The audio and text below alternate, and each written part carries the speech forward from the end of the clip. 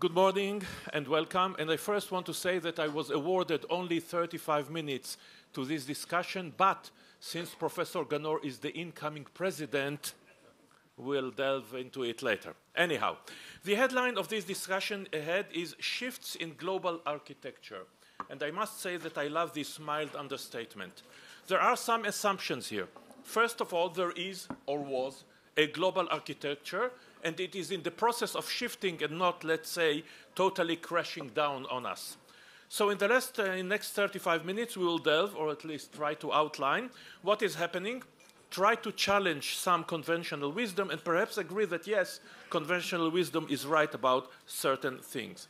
And we should always remember, in this discussion and in everything, that the best eyesight is not 20/20, but hindsight. Obvious example. A couple of years ago, a man sits in his office in the Kremlin and decides to invade Ukraine. He doesn't call it invasion, of course, but after consulting two people, Ekaterina the Great and Ivan the Terrible, and he has four presumptions. And he says that so, first of all, the Ukrainians, at least those who are from Russian origin or speak Russians, will embrace their brothers lovingly. Second, that the Ukrainian army will put at maximum token resistance, that the Russian army is the successor of the formidable Red Army, and the West, hedonistic, divided, dependent on Russian energy, will do nothing, perhaps some UN resolution, and back to business as usual. And of course, all these four assumptions appeared very, very solid, and all of them came crashing down.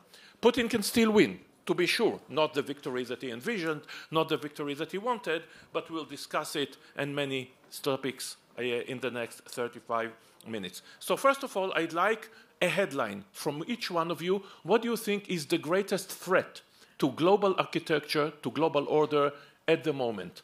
Dr. Weinstein, start with you. Great, wonderful. Delighted to be here. Wonderful to be back at Herzliya. Mazel tov on your appointment and on the 20th conference. Remember being here for the first, and this place has grown immensely. I'll be conventional and say the potential of a conflict over the Taiwan Straits. Okay. Ambassador Kausikan. I think the greatest threat is not changing rapidly enough or in a correct way to changes in the global architecture. And that in turn usually arises from dysfunctionalities in political processes, whether they are democratic processes or authoritarian processes. When you say not changing, who doesn't change enough? All of us. All the actors. We have to adapt to changes in the strategic environment, but we must first of all interpret those changes correctly, and we usually don't, to my mind. Thank you. Professor Gennor? You know, Oren, being an Israeli, everybody would expect that I would say that the biggest challenge and the biggest threat in the global arena today is Iran. And it's probably so. But I think that the real big problem, and even bigger than Iran, is United States. And actually, I'm referring to the fact that United States traditionally is isolationist. And it's a bipartisan. It's not Republicans and Democrats. And I'm not criticizing the Americans for that, but still, I would argue that American isolationism is changing the global architecture, and we practically are shifting in a transition time from a unipolar system into a multipolar system, and that's the biggest threat to the global arena. Thank you. And now I want to delve into the subjects. First of all, I'd like to start with you, Dr. Weinstein. In your country, the topic of world architecture is very possible that in a year and a half, somebody will win the presidential election, meaning Donald Trump, whose words are an anathema to him, and he wants to return to isolationism, and he and some of his supporters want to destroy this global architecture that benefited the United States so much. How big a threat is that? Well, I think there's certainly a chance Donald Trump could be elected president. I wouldn't bet on it. I think we're still early in the primary process. There'll be a lot of money spent, a lot of candidates out there criticizing him. Republicans still remember the numerous 3 electoral defeats so far under him in a row, so I wouldn't bet all that heavily. I think the greater challenge is the dynamic that Professor Gennor pointed to, which is American isolationism, but also the opposite, which is a tendency that you need to rally the American public against this isolationist tendency that causes an even stronger counter-reaction. And so you've got both things going on in our country right now. You could argue that, as Professor Gennor said, and as you agree, that Uncle Sam doesn't want to be the world policeman anymore. But there's no vacuum. If Uncle Sam will not be the policeman of the world, Uncle Vladimir will be, or more probably, Uncle Xi will be. The Americans don't understand it? No, they do. And I think if you look particularly at the Republican leadership and the people chosen to head the various committees in the House and the Senate, particularly in the House side, which really matters since they have the majority, these are internationalists. These are people who are trusted by our allies, who have been believe in the international order, have spoken up openly. This year, Mitch McConnell went to Munich to make the case that it's been Republicans who have actually pushed President Biden to arm the Ukrainians when President Biden didn't want to. So the question is, there's isolationism on both the left wing of the Democratic Party, but there's a bigger isolationist wing on the right wing of the Republican Party, and both need to be kept in check. Oren, you said we can interrupt, right? You want it as a discussion. At least the president and can. I'm an Israeli, so yeah. I'm interrupting. I would like actually to follow up these words and your question about the fact that there is no vacuum. And I want to go back to my special expertise, which is counterterrorism. And I refer to the war against Daesh in Syria. Now, in 2014, President Obama declared no less than a war on ISIS. I'm using his words. We are at war with ISIS. But it came with this American concept, which, by the way, I agree with them, no boots on the ground. So it's a war, but no boots on the ground. So I was walking in the Pentagon corridors, and I tried to persuade some of my friends there, if not boots on the ground, at least sandals on the ground or something on the ground, because without that, you have no way to win a war against what we call a hybrid terrorist organization, a terrorist organization which controls territory and population and embedded within the civilian society. Since without boots on the ground and with a very extreme limitation to the American air bombing because of liberal democratic values, proportionality, and so on and so forth, a vacuum was created. And the vacuum didn't stay there because the axis of evil got into this vacuum, which is Iran, Russia, Syria, and Hezbollah. And they won the war, not United States. Yeah. They were the one who won the war against ISIS. And you could argue, of course, that ISIS began when George Bush invaded Iraq, but that's a different matter. Ambassador Kausikan, I want to talk to you, I want to ask you about China. Every day we read about the inevitable rise of China, the inevitable ascendance, 21st century will be the Chinese century, etc., etc. I want to ask you, perhaps China is not as strong as we see it, because there are demographic tendency, because there is the dictatorship of Xi Jinping, because the economy got problems, because China is dependent upon chips that she needs to import from other country. Perhaps it's not as strong, and the West is not as weak as we sometimes are led to believe. Well, I'll answer that, but let me say, preface that with something. Yes. All I've heard so far, both from my colleagues and from you, is an example of what I meant by not adapting to change or misinterpreting the nature of change. Right? There's a certain nostalgia there for a world that is no longer existed. Right? The world has changed. Deal with it. There's no point being nostalgic about something that no longer exists. The US is still very dominant in many areas and will continue to be dominant, but not as dominant as before. It's also a mistake to think that a global architecture must be a unitary architecture. Mm-hmm. For most of the 20th century, the second half, for almost 50 years, the global architecture was defined by competition between the Soviet Union and the United States. Two systems, anyway. And it was a pretty stable architecture in the sense that it was competitive, often dangerous, but it lasted almost 50 years. And there was no major war between the two principles. Many proxy wars, and we are coming back, and we are being nostalgic for a very short period of, I don't know, maybe 20 years after the Berlin Wall came down, right? Where the unchallenged dominance of American power made it seem that there was only one architecture. Now, that architecture the was Fukuyama good period. No, that Fukuyama is an idiot now. I mean, but it was of course. End of history. Anybody thinks that history ends is an idiot, right? But that's another method. Look, we are now returning to a more historically normal period where the global architecture will be one of competition between China and the United States.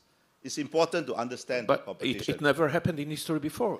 It's a totally new phenomenon. Who says it never happened in history before? Between the United States and China? No, it happened before in history many times, countless times, between two major powers. Of course. But now this is the new phenomenon. You are right, China does not have supernatural powers, and we are beginning to realize that rather belatedly. It has many problems, you have mentioned that.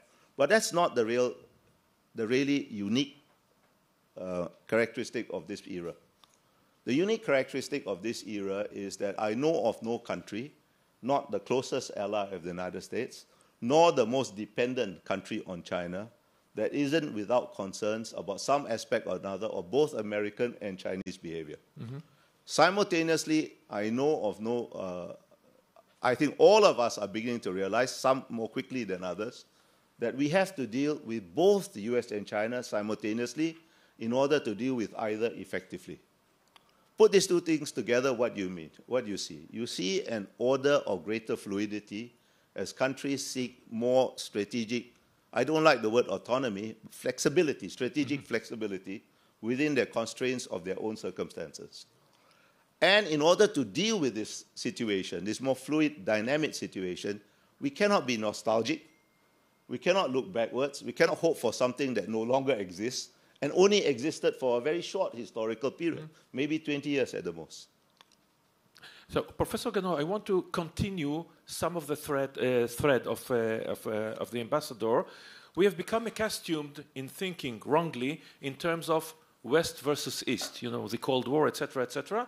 And since Kipling and even before that, perhaps now one of the phenomena that we see is North versus South up to a point. We see more regional powers identified with the global South, even though many of them are north of the equator. We see India, we see Brazil, we see African countries, not to mention Turkey and Iran, and we see that significant part of them are not interested in this major competition, are not interested in Ukraine, are not interested in what we used to call global values, as long as it doesn't interfere with them, or only in the parts that affect them, let's say the global food crisis. Listening to my colleague, the ambassador, I find myself agreeing with you that we cannot afford being nostalgic. And we are living in a very dangerous time of transition, and we should acknowledge that, and we should adapt to that. But I'm afraid that your observation is also leaning on the nostalgic approach, because you are saying that we are shifting practically from a unipolar global system into, again, a bipolar system. But it's not a USSR versus... I'm not saying that. I'm saying that we're going into a much more fluid system, which is got many characteristics of multipolarity, but it's not quite. That I would definitely agree, because the difference between a bipolar system is what I see, and that's coming back to your question, that we are shifting into a multipolar system, and this is much more dangerous. Perhaps I'd say not multipolar. I think more in terms of my personal observation, multi-layered. There'll be the global powers, there'll be the regional powers, and there'll be the others. Yes, but I would still insist on a multipolar system, because I think that we cannot even afford to shift the axis from left to right, from say east to west, into north and south, because it's still too orderly and playing to our convenience. Practically, I see at least three polarities right now, which are building up. United States still being one polar. The other one is China, no doubt about that. The third one is Russia. One would say, wait a minute, Russia used to be USSR, now it's not really a superpower in the, with the might that they used to have in the past. First of all, we should not forget that this is really a nuclear superpower. And also, I would add to that the strategic connection that starts to be built between Iran, which soon, if nobody will interrupt it, would become nuclear as well, and Russia. So at least this alliance between Russia and Iran should be regarded as a third polar within the multipolar system altogether. I'd like to ask you, Dr. Weinstein, okay, so we've come to Russia after a long tour. I could argue that superpowers in decline are much more dangerous than superpowers on the rise, not to mention superpowers that are, at ease with their position in the world. And no matter what will happen with Ukraine, Russia will get out of the war weaker than it entered. What are the dangers? What can Russia do? Will it continue to Moldova? Will there be a threat, to NATO even and World War III, as some of the pundits in the studios are saying day in and day out? Where do you see Russia is heading? First, let me turn back to what Professor Gennor said. I see a tripolar world developing. I agree with you on the first two poles, the U.S., China. The third pole I see developing is India. That India recognizes, well, first, it's going to be the largest country population-wise. We're seeing shift of manufacturing now to India out of China as people start to do their China plus one strategies. We're also now None of you mentioned the European Union. That's interesting. Yeah. Then we're also seeing the immense pull that India has to the global south. And and that this pull, I think, is something that poses, I think, more of a challenge to China than to the United States in a tripolar system. But I think it's something we need to pay attention to. On Russia, actually, yes, there is absolute danger that Russia will try to lash out if it is humiliated. Loss of face is something that dictators do not take well. I find it hard to believe, given the current state of the Russian military, that Russia will have the ability to do much aside from the potential threat which is serious, of a tactical nuclear attack, which apparently is now allegedly off the table after some very blunt words from the United States. So I am actually less worried about Russia. Russia certainly needs to lick its wounds. Russia will be developing this strategic partnership with Iran, but I think it's going to have a very hard time getting the kind of forces it needs to go into Moldova, even to move things more tightly with Belarus. I think it's going to be a real challenge. Putin's humiliated on the world stage. Ambassador Kausikan, perhaps one of the problems with our, hindsight 2020 vision, we, all four of us here, and perhaps many other people in the world too, are too rational, too committed to our Western way of looking at the world, because as Dr. Weinstein said, that it's not the rational thing to do for Russia, but let's go back to Sarajevo 1914, and people and countries do not do the rational thing, do not do what is expected of them. They go into war because of national pride, because of loss of faith, because of other things, and this might be one of the global dangers today. Well, it can be, but there's not only one sort of rationality. There are many rationalities. There's not only one sort of logic, there are many logics, right? And something that may be illogical to us is because we don't share the first premise. For example, it's not a bipolar world. I think we all agree on that. Is it a tripolar world? We can argue about which is the third pole, right? But I think it's something more subtle is developing and something more complex. It is a world of fluid multipolarity. What do I mean by that? I mean different coalitions of countries, big, small, medium-sized, forming and reforming around different issues. Some may include the US but not China. Some may include China but not the US. Some may include both. Some may exclude both. And I think you will see the beginnings of this already in a very initial kind of way. But I think the direction is clear. And it stems from... I want to stop you for a minute. When you talk about alliances, etc. No, alliances. I say coalitions. Okay, coalitions. One of the great strengths of the United States, at the moment at least, it's got many allies, some of them in NATO and the others, and China, except Russia, perhaps North Korea and others, do not have real allies. They have coalitions but not real allies. Look, I think the Western alliance. Mr. Putin deserves a medal. He has reinvigorated NATO and the Atlantic Alliance, just as Mr. Xi deserves a medal. He created the Quad. He created AUKUS. Yeah. But that's not the really important thing. If you look at least my area, right, East Asia, the Indo-Pacific, we call it, right. Japanese interests, Australian interests, South Korean interests, they align greatly with the United States. But greatly is not totally. Of course. There are concerns in Japan, in South Korea, in Australia about American behavior, and therefore they will seek what I call the strategic flexibility. And that creates a different kind of multipolarity. It is not a stable multipolarity. On some issues, they will align with the US. On some issues, India will join them, as in the Quad, but not on every issue. On some issues, Singapore, small as we are, will join certain coalitions with China, but not every issue. We'll join with the US. And that's what I mean. It's a much more complex thing. I understand I'm not a great fan of international relations theory, and I think you do better to study history.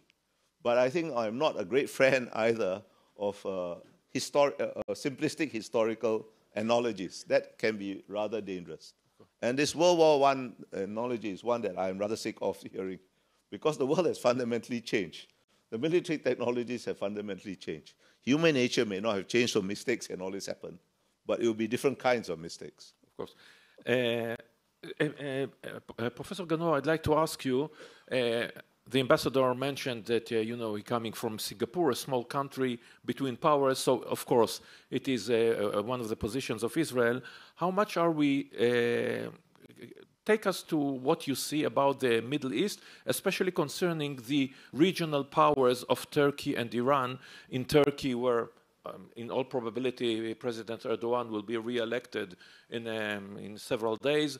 And Iran, where are they heading? What should Israel do in this shifting the sand under our feet? Looking from an Israeli perspective on this global change that we're discussing here, I see 4 trends that raise our concern. The first one, we've talked about that. That's the American change of power within the global system. You were talking about powers that decline.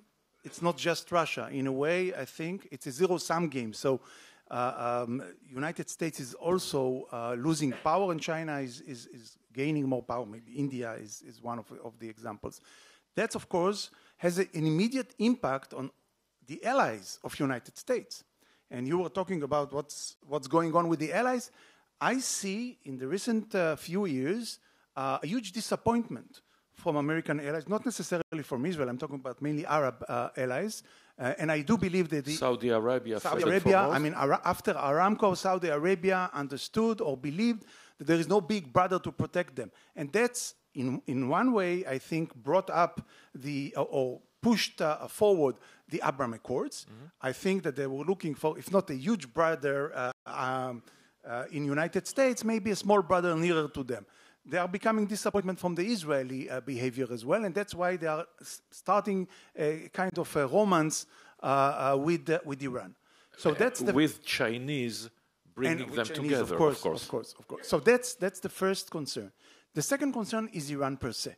At least from an Israeli point of view, we have a growing power. I don't want to say superpower. They're not superpower, but they are definitely regional power, growing one, which is going to become nuclear sooner than later and have a huge impact. But this local power are officially stating that they have a practical goal or an ultimate goal to exterminate Israel.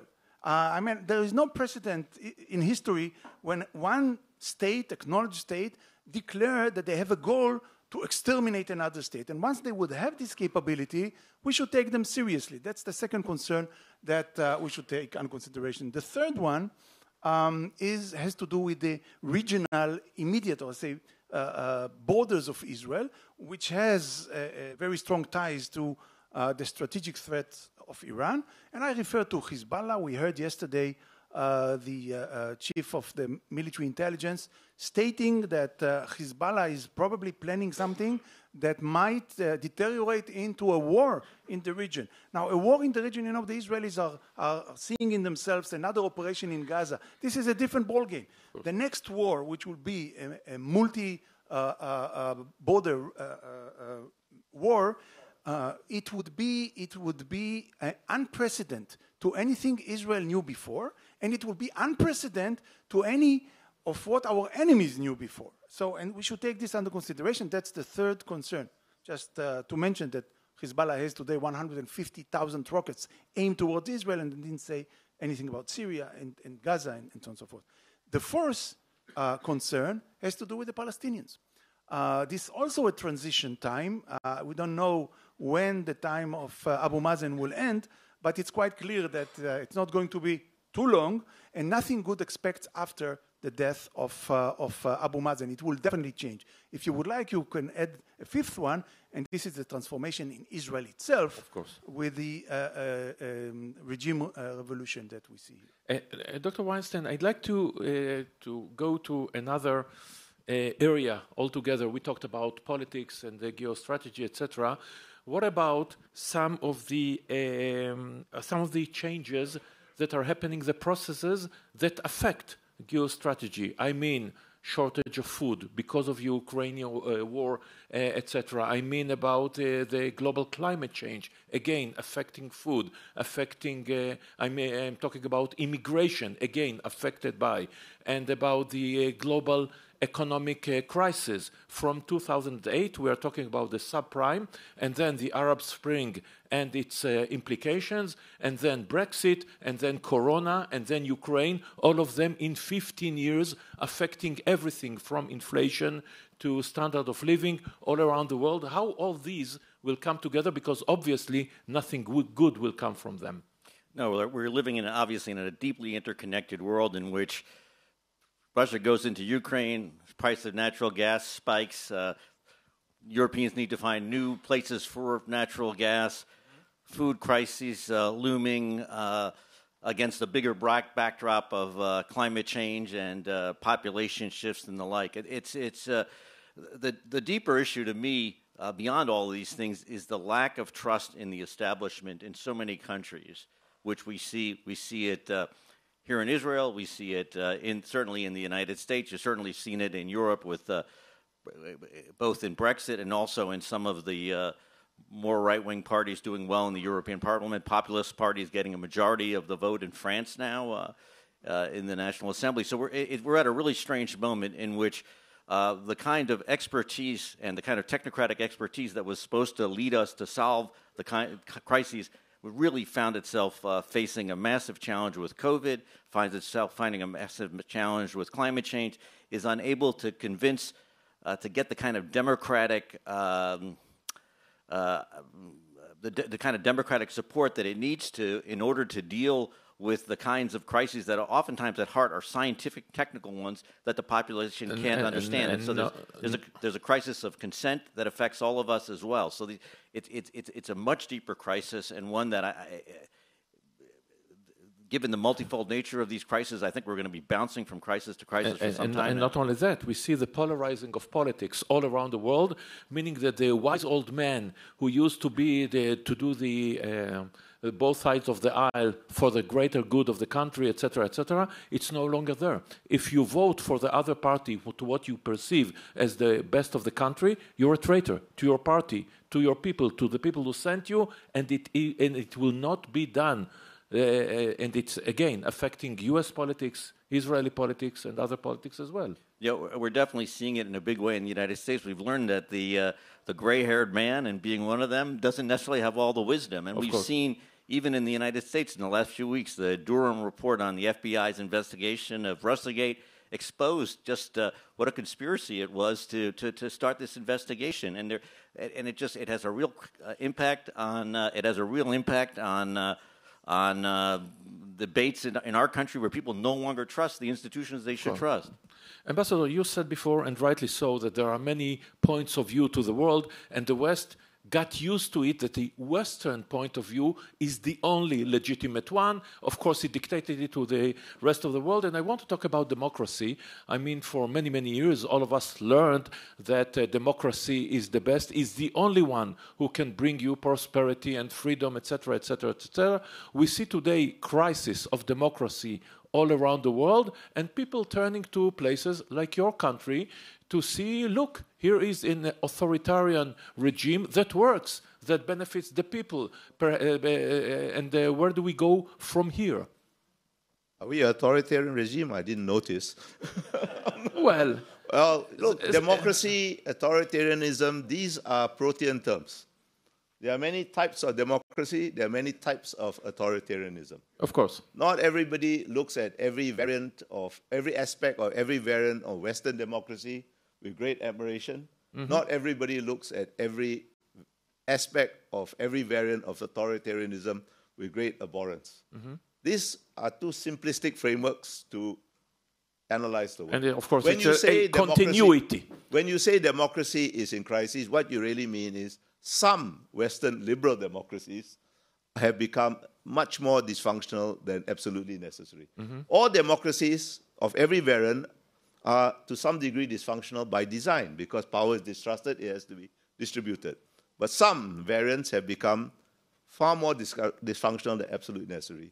Doesn't mean democracy, which is a big word, so big that it's practically meaningless unless you define it in more specific categories, is alive and well. Every country, even North Korea, defines itself as some variant of democracy. It's only a handful of countries, mainly in the Middle East, one in my own region, Brunei, that are still monarchies, absolute monarchies. So when you say democracy, when people tell me democracy is in crisis, I tend to yawn a bit and think about something else. So when we say the democracy in crisis, what do you see that the world is going to be in the next 20 years? Because let's go back to history, places that you love. And after World War II, everybody thought that dictatorship is the future. 1924, Brave New World, these were the books. And the thought was that democracy will be in decline. It gained its peak at something like 2000. And from then again, more people are living under dictatorships or semi-dictatorships or authoritarian or populist regimes. Do we see again a clash of ideologies there? Clash of ideologies never went away. It's just the different ideologies that were clashing changed over time. I think it's wrong to look at history or international relations as having any particular direction. It's not a theological process that, up and on to some end. Democracy has many disadvantages, so has authoritarianism. Authoritarianism is better placed to set and pursue goals over the long term, but that's only an advantage if the goal you set is the correct one in the first place. And as we have seen, Putin's Russia, actually Xi Jinping's China, many of the goals set are not particularly good. So I don't really look at the world in the terms that you have sketched out. I see a world that is messy. It's always been messy. It's got a bit more messy here, perhaps because we are in a transition from one thing. But perhaps we are always going to be a state of transition. It's not wrong to think that you're going to transit to another stable state. It can be always a state of dislocated equilibrium, if you like put it that way. And to your area of expertise, Professor Ghanor, we see less, of course, because it's happening elsewhere. It's happening in Asia, in Africa, the terror attacks of Al-Qaeda, ISIS, etc., etc. So we pay less attention. But where do you see global jihadistic terrorism going in the next few years? With your permission, Owen, I would like to refer to the previous question, and then I will answer that. I fully agree that there are many variants of democracies all over, but it reminds me of a discussion that I had more than 10 years ago with Condoleezza Rice. I spent my sabbatical year at Stanford. She just stepped out of her position as the Secretary of State, and she gave a lecture at Stanford referring to what happened a few years before, and this is the election that Hamas won within the Palestinian Authority. And she finished her discussion on that, and she said, you know what, I'm not that concerned from the fact that Hamas won the election, because democracy is stronger than Hamas. And I said Well, to myself, what are you talking about? Democracy? Do you see any other precedent in which Islamist fundamentalists winning election and then being voted out? In a discussion that I held with her afterwards, I said, what if in one day Islamist jihadist movement is winning an election and the first thing they do, democratic election, first thing they do, they change the constitution into a Sharia law-governed constitution. Is this progressing democracy or going back? The answer was very interesting. After thinking, she said, I'm not sure there is a contradiction between a Sharia law-governed state and a democracy. Okay. Now, this is food for thought for the Israelis here about what is happening as we speak. Thank you very much. Thank you for this very interesting very American discussion. way of looking at things. Thank you, Dr. Weinstein. Thank you, Ambassador Kausikan. Thank you, Professor Ghanor. Thank you all for listening. Have a great day.